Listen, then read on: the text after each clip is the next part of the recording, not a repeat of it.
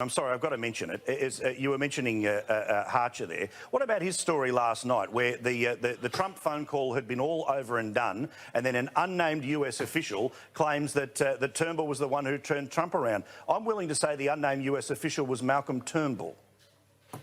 Well, we don't know that. We don't know that. Well, if he'd like to... You can throw that out there for sure, but we don't know. That's journalism. All those US officials were desperate to turn around and say, when four people were on the phone call... If you don't think Peter is plugged into the US, Paul. Come on. Mate, OK, sorry. So Peter Hartcher, who always printed leaks to the advantage... The leaks to the advantage of Malcolm Turnbull suddenly has another leaked story to the advantage of Malcolm Turnbull. Give him another Walkley, please.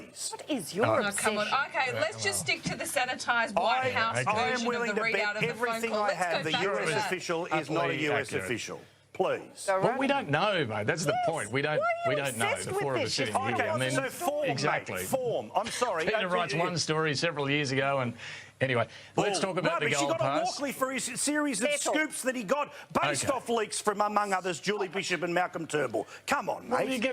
Journalism is based on leaks. I don't think there's a problem with that. I mean, that's how journalism works. And you don't have sources you don't reveal? This story was dead, and then miraculously, you're giving it another miraculously, 5:30 yesterday but that's afternoon, journalism. If something comes along that is relevant to the story, at a time when the domestic political issues were against Malcolm Turnbull. What a massive surprise! That's not fair. What a massive surprise. But, hey, Paul, so that's exactly like I reported last Thursday as well. We were getting it all from the Washington Post angle of it, and then I revealed that sources within government and the other side of the story. So Peter Hartcher's surely just presenting another side of the story. His sources were US officials. There were only 4 people on the phone call. I reckon Steve Bannon rings Peter Hartcher all the time. I have no doubt he's so plugged into the Trump movement. He was such a supporter of him during the election. Why wouldn't he have such wonderful connections to the Republican Party under...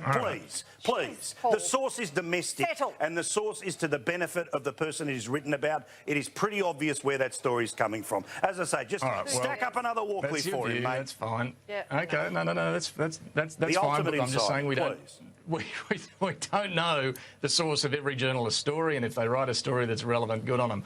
Now, the gold pass, have we got time to talk about that? Laura, just quickly, because this was an interesting move from the PM. I think it was a move that he had to make today. Government did the right thing. The criticism that comes about their announcement today is Scott Ryan was deliberately sent out to hold a press conference at the exact same time as Cory Bernardi was speaking in the hope that we would change topic. Well, thankfully, we didn't.